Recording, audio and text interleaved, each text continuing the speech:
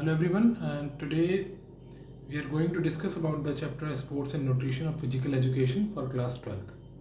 My dear viewers, in the previous video we have discussed about the balanced diet, nutrients, meaning of nutrition, type of nutrients means micronutrients, macronutrients, classification of balanced diet.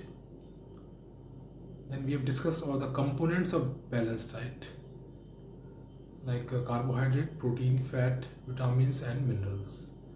Then we have discussed about the dieting myths and the importance and the function of balanced diet. Today we will discuss about the pitfall of dieting, basal energy requirement, or you can say the energy requirement of any individual, and food intolerance. So let's start from the pitfall of dieting. What do you mean by pitfall? My dear viewers, pitfall means a drawback. A simple meaning जो pitfall का है वो drawback है. Drawback means कमियाँ. किसकी कमियाँ? Dieting की कमियाँ. The topic is pitfall of dieting. As we have discussed earlier, dieting क्या होती है? Dieting means whenever we start to skipping meals for maintaining our health or physical fitness. But the truth is that dieting से कभी fitness maintain नहीं होती है.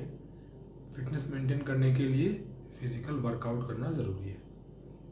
इसीलिए यहाँ टॉपिक ऐड किया गया है pitfall of dieting. That means dieting की कमियाँ और dieting के drawbacks. Number of pitfalls are there, number of drawbacks are there. So we will start from the extreme reduction of calories. It's a first pitfall of dieting. Extreme reduction of calories. Calories का extreme level पर reduction हो जाना. Whenever you start dieting, जब dieting करना शुरू करते हैं आप, तो आपकी डाइट में जो मेन कंपोनेंट्स हैं, the main components like carbohydrate, protein, fat, वो कम हो जाते हैं क्योंकि आप प्रोटीन, फैट और कार्बोहाइड्रेट को अपनी डाइट में लेना छोड़ देते हैं. जब ये कंपोनेंट्स आपकी डाइट में नहीं होंगे तो आपको जो मिनिमम लेवल की एनर्जी रिक्वायरमेंट है, कैलोरीज हैं, वो बॉडी को नहीं मिल पाएंगी. जब बॉडी को मिनिमम लेवल पे कैलोरीज नहीं मिल पाएंगी तो आपकी जो परफॉर्मेंस है that will be automatically affected and your performance will become decline. आपकी परफॉर्मेंस जो है वो रिड्यूस हो जाएगी और डिक्लाइन हो जाएगी. डाइटिंग जब करते हैं then by the side you start skipping meals. It's a second drawback of dieting. आपके माइंड में एक सेटअप बन जाता है कि अगर हम मील को स्किप करना शुरू कर देंगे, खाने को छोड़ना शुरू कर देंगे तो डाइटिंग हो जाएगी और डाइटिंग होने से हमारा जो वेट है वो कंट्रोल हो जाएगा या फिर वो रिड्यूस हो जाएगा. बट ऐसा होता नहीं है. इट्स अनदर पिटफॉल और another drawback of dieting.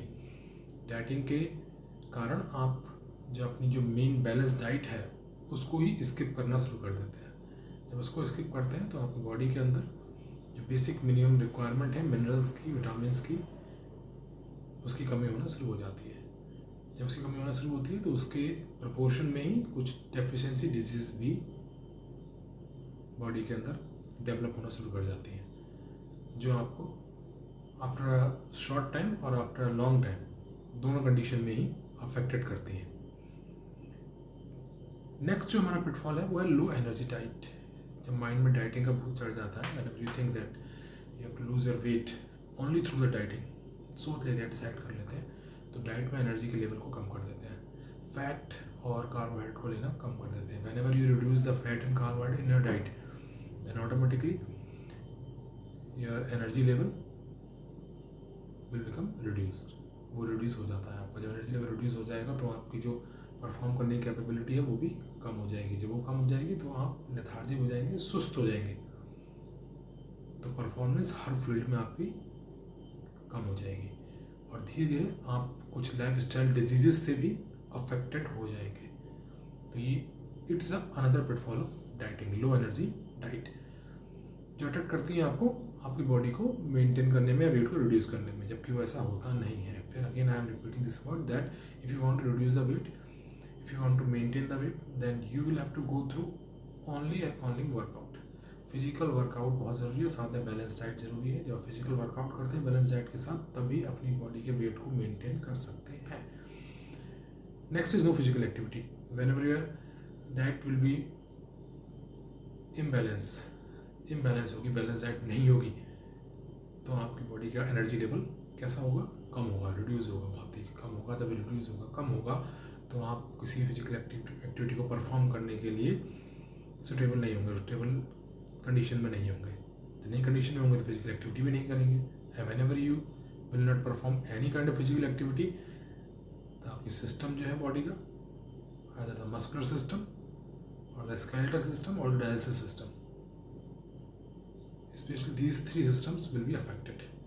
Physical activity करते हैं तो आपको मस्कुलर सिस्टम, स्केलेटल सिस्टम और डाइजेस्टिव सिस्टम, तीनों सिस्टम आपके एक्टिव मोड में काम करते हैं। एक्टिव मोड में काम करते हैं तो आपकी पूरी बॉडी जो है वो एनर्जेटिक रहती है। लेकिन जब आप डाइटिंग में होते हैं तो आपको एनर्जी लेवल ही नहीं मिलता। एनर्जी लेवल नहीं मिलता तो अपने आप को आप फिजिकल एक्टिविटी से थोड़ा सा दूर करते चले जाते हैं, जिससे कि और भी ज़्यादा ड्रॉबैक निकल के आते हैं आपकी बॉडी के अंदर से। आपकी बॉडी धीरे धीरे नंबर ऑफ डिजीज़ के साथ जकड़ जाती है। तो ये डाइटिंग जो है क्या कर रही है, आपको बॉडी को बैलेंस नहीं कर रही है, बॉडी को फिट नहीं कर रही है, बल्कि एक बीमारी का पिटारा बनाती चली जा रही है। तो it's another drawback of dieting. Next drawback is stress. जब लंबे समय तक डाइटिंग करेंगे, again and again frequently dieting करेंगे, देन एंड रिजल्ट आएंगे नहीं, देन यू विल फील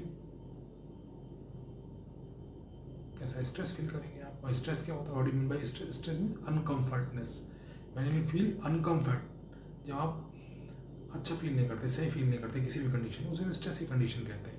जब कोई आपका गोल है, अचीवमेंट है, वो पा नहीं पा रहे हैं आप, और उसको पा नहीं पा रहे हैं, कोशिश कर रहे हैं गलत तरीके से, तो स्ट्रेस डेफिनेटली आपको हो जाएगा। जब स्ट्रेस हो जाएगा तो आपकी बाकी जो परफॉर्मेंस है वो भी अफेक्टेड हो जाएंगी। तो इट्स अनदर ड्रॉबैक और another pitfall of the dieting.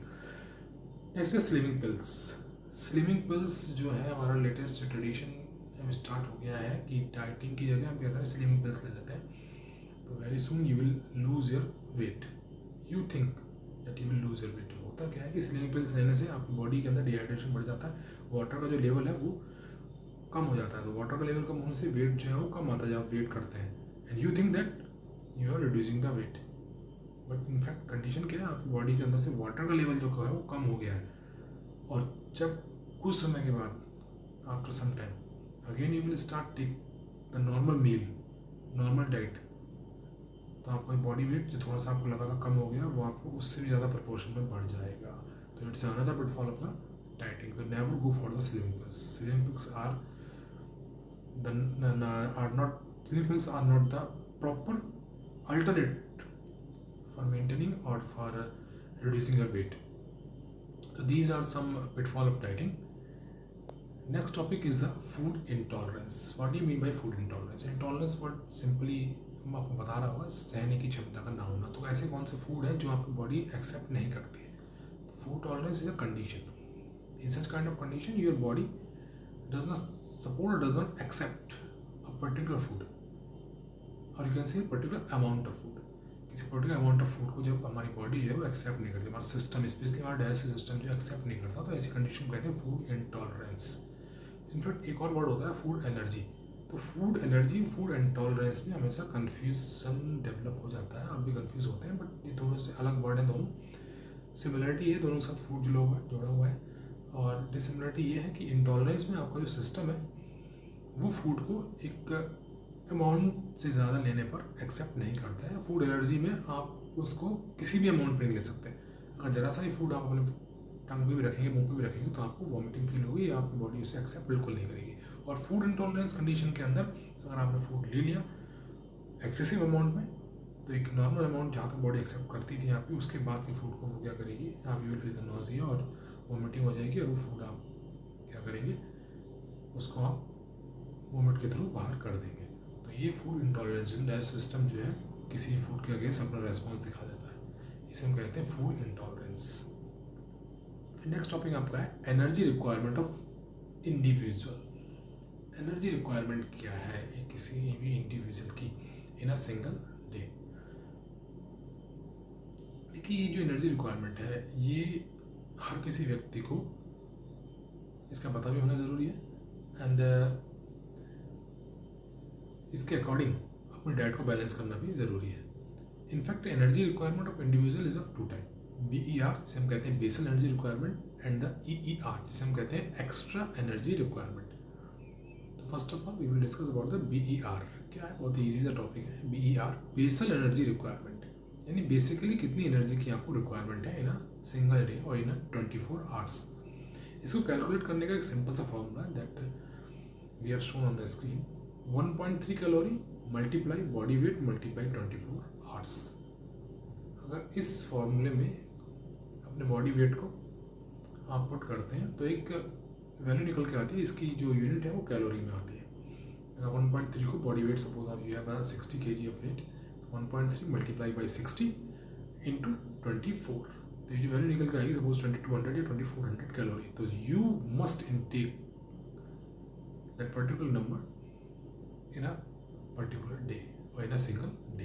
किसी भी डे में आपको इतना कैलोरी लेना चाहिए अपनी बॉडी वेट के अकॉर्डिंग. ये फॉर्मूला बताता है. ये बेसिक एनर्जी रिक्वायरमेंट है. यानी आपका बॉडी वेट अगर सपोज 60 है 70 है तो उसके अकॉर्डिंग आपको कितनी कैलोरी की ज़रूरत है. एंड ये आपकी डेली रूटीन जो भी है 6 आवर का है, 7 आवर्स का है या 8 आवर्स का, कोई भी रूटीन है आपका, किसी रूटीन में वर्क करते हैं उसके अकॉर्डिंग ये कैलोरी वैल्यूज़ होती हैं. नॉर्मल रूटीन्स के अलावा कई बार ऐसा होता है, ऐसी कंडीशन फेस करते हैं आप that you have to do 1 or 2 hour extra work for a particular day. किसी एक दिन में या किसी 2 दिन, किन्हीं 2 दिनों में आपको कोई एक्स्ट्रा वर्क करना है, 2 घंटे ज़्यादा काम करना है. तो बॉडी का जो हैबिट है आपकी, उसको पर्टिकुलर अमाउंट में जो कैलोरी चाहिए वो आपने ले लिया, वो आप ले रहे हैं अपनी डाइट के अकॉर्डिंग. लेकिन आपको किसी पर्टिकुलर डे पे कुछ एक्स्ट्रा वर्क करना है तो उस दिन आप अपनी डाइट को कैसे मेंटेन करें. तो उसके लिए हमारा होता है extra energy requirement. Energy requirement for individual. Second part is extra energy requirement. अब ये एक्स्ट्रा एनर्जी रिक्वायरमेंट जो है इसका फॉर्मूला थोड़ा सा चेंज है. इसमें 8.5 calorie into body weight into the particular hours. जितने घंटे आप एक्स्ट्रा काम कर रहे हैं, suppose you are doing the work for 2 hours, कोई 2 घंटे के लिए आप काम एक्स्ट्रा कर रहे हैं किसी सिंगल डे में, तो अपने बॉडी वेट को 8.5 से मल्टीप्लाई करके 2 आवर्स से मल्टीप्लाई कर लीजिए. तो जो वैल्यू निकल के आती है इतनी एक्स्ट्रा कैलोरीज आपको उस पर्टिकुलर डे में और ज़रूरत होगी. तो वो कैलोरी जब आप ले लेंगे तो आपकी परफॉर्मेंस जो है वो मेंटेन रहेगी. अदरवाइज़ क्या होगा, आपकी जो कैलोरी जो आपने नॉर्मल ली थी उसके अकॉर्डिंग आपने वर्क उससे ज़्यादा कर लिया, उसके अकॉर्डिंग नहीं किया, ज़्यादा वर्क कर दिया, तो आपकी बॉडी जो है वो अनकम्फर्ट फील करेगी और you will feel the tiredness very soon. जल्दी आपको थकान हो जाएगी. और इतनी कैलोरी अगर आप अपनी डाइट में मेंटेन कर लेते हैं तो आपको जो थकान है वो फील नहीं होगी, क्योंकि आपकी बॉडी ने सफिशिएंट अमाउंट में कैलोरीज को इंटेक कर लिया है. तो ये सिंपल सा एक फार्मूला है. इसकी हेल्प से आप अपनी डेली डाइट को बैलेंस कर सकते हैं, डेली मील्स को मेंटेन कर सकते हैं और अपने एनर्जी लेवल को ही मेंटेन करके कर सकते हैं, मेंटेन करके चल सकते हैं. So these are the simple topics that are in this chapter, sports and nutrition, and I hope that all of these topics you must understand. आप समझ गए होंगे, सबको समझने भी चाहिए आपको. इसके अलावा एक चीज़ और मैं आपसे शेयर करना चाहता हूँ. वो चीज़ ये है कि जितने भी टॉपिक्स हम लोग आपके साथ शेयर कर रहे हैं या जो भी कंटेंट आपको शेयर कर रहे हैं उसको आप कॉपी में साथ साथ नोट करते चलें. जो क्वेश्चन आंसर बताए जा रहे हैं उनको नोट करते हुए चलें. जो टेस्ट आपको दिए जा रहे हैं उनमें परफॉर्म करें, because these things will help you a lot in the end of the session. अगर एंड के सेशन में आपको ये चीज़ें बहुत ही हेल्प करेंगी. अदरवाइज़ जो सिलेबस का लोड है वो बहुत ज़्यादा हो जाएगा और इन जो छोटे टॉपिक्स हैं फिजिकल एजुकेशन को अगर आप इनको साथ साथ ही मेंटेन करते चलेंगे, साथ साथ पढ़ते चलेंगे, तो ये इतना ज़्यादा आपको कवर करने की एंड में ज़रूरत नहीं पड़ेगी. इस चैप्टर में जो हमने डिस्कस किया उसको एक बार रिकॉल कर लेते हैं. हमने स्टार्ट किया था बैलेंस डाइट से. What do you mean by the balance diet? Then we have discussed about the nutrients, then the nutrition, then the micronutrient, the macronutrients, and the classification of the diet, then the components of the balanced diet: protein, carbohydrate, vitamins, minerals, and then we have discussed about the importance of the balanced diet, then the function of the balanced diet, then we have discussed about the dieting myths. That was a very important topic of this chapter. Then we have discussed about the dieting myths, food intolerance, and the energy requirement of the individual. These are the simple topics. Previous classes में भी 10th में 9th में हम SIM topics के बारे में पढ़ते आए हैं. आप इनके टॉपिक्स के बारे में बहुत ही आसानी से समझ भी गए होंगे और आपने पढ़ा भी है, तो मुझे लगता है परफॉर्म बहुत अच्छा इसमें कर सकते हैं. So in the next video we will discuss about the next chapter. Till then have a nice time. Thank you.